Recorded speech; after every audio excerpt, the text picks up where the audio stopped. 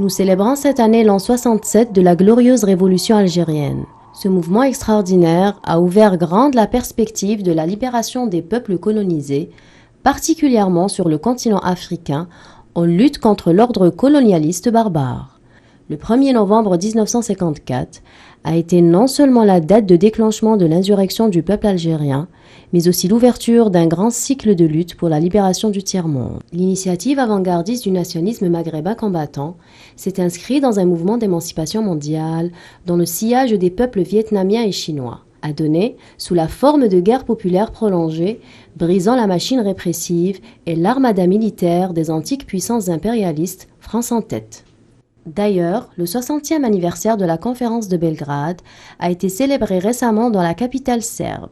Cette commémoration a vu une participation algérienne très active, représentée par le Premier ministre Ayman Ben Abdelrahman, qui a pour l'occasion exprimé l'attachement de la République algérienne démocratique et populaire à poursuivre sur la ligne du non-alignement, notamment en plaidant fermement la cause des peuples de Palestine et du Sahara occidental, toujours sous occupation. La conférence historique de lancement du mouvement des non-alignés avait reconnu le gouvernement provisoire de la République algérienne et soutenu activement la lutte épique du peuple algérien.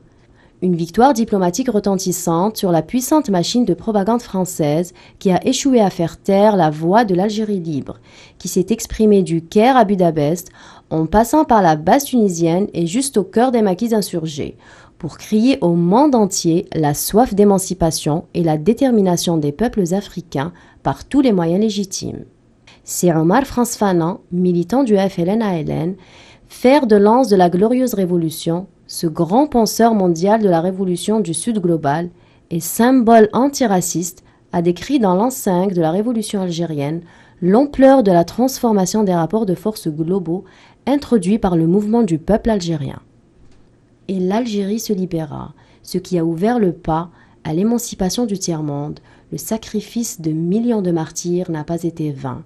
Nous célébrons aujourd'hui souverainement la fierté d'appartenir à un peuple glorieux et à une nation qui a tant fait pour soutenir l'égalité et l'indépendance des peuples du Sud global.